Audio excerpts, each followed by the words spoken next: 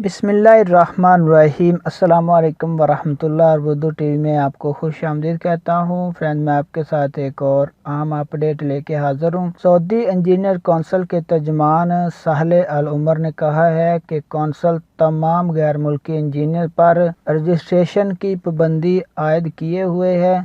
اقامے کی تجدید رجسٹریشن کے بغیر نہیں ہوگی۔ رجسٹریشن کو اقامہ کارروائی سے منسلک کر دیا گیا ہے، یعنی پہلے آپ سعودی کونسل پہ رجسٹر ہوں گے، اس کے بعد اقامہ آپ کا تجدید کیا جائے گا۔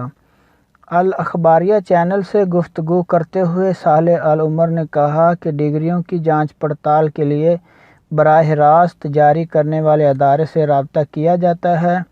ڈگری میں موجود اطلاعات اور انفارمیشن کی تصدیق کی جاتی ہے۔ کوئی سعودی انجینئر ایسا نہیں جس کے پاس جعلی ڈگری ہو، سب کی ڈگریاں چیک کی گئی ہیں۔ سعودی عربیہ کی لیبر مارکیٹ میں اعلیٰ تعلیم یافتہ اور تجربہ کار انجینئر کی فراہمی کے لیے سعودی کونسل کی جانب سے ایک معیار مقرر کیا گیا ہے۔ سعودی کونسل میں رجسٹریشن کے بعد انجینئر کا پروفیشن ٹیسٹ لیا جاتا ہے، جس میں کامیابی پر انجینئر کو کونسل کی رکنیت دی جاتی ہے۔ سعودی عربیہ میں سعودی انجینئر کونسل کا پروفیشن ٹیسٹ پاس کرنے کے بعد ہی غیر ملکی انجینئر کا ورک پرمٹ جاری کیا جاتا ہے۔ فرینڈ، یہ اہم اپڈیٹ تھی سعودی انجینئرنگ کونسل کی طرف سے جو میں آپ کے ساتھ شیئر کر رہا تھا۔